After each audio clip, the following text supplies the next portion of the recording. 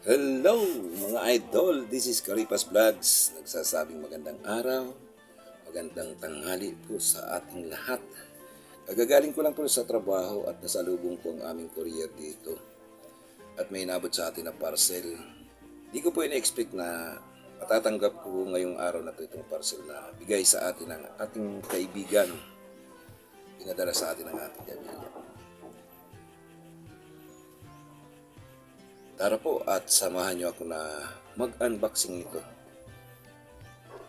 Buksan na natin. Kayo na po umula kung ano laman ito. Dahil ako po alam ko na kung anong laman ito. Dahil na i-text na po ito sa akin at naitawag na. So tara po, umpisa na natin. Nanghiram pa ako ng gunting kasi kagagaling ko lang sa trabaho. Yan. Po.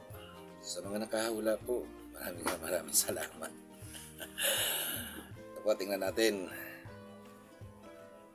Di po siya nakabox, pero maganda naman po yung pagkakabalot ng bubble wrap. Medyo makapal po siya. Titingnan na lang na po natin kung may damage o wala. Pero para sa akin parang walang damage kasi wala man lang yung plastic niya. Yung bubble wrap niya, wala malang damage. So isa pala siyang helmet mga idol. Sabi ng ating kaibigan, dahil bago ang ating motor, kailangan bago na rin yung gagamitin nating helmet.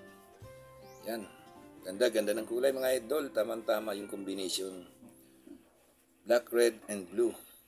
Ayan, tingnan natin. Bali ano pala siya, double visor pala siya. May night vision at saka may clear at saka dark. Yan. Ganda mga idol. Para safe tayo sa ating pagmumotor, kailangan mayroon tayong safety helmet na gagamitin. Yan. Maraming salamat po pala sa inyong lahat mga idol. Sa mga kaibigan ko dyan na patuloy na sumusuporta sa aking YouTube channel, maraming salamat po. Sa aking my loves, Wiser Bud, maraming salamat po.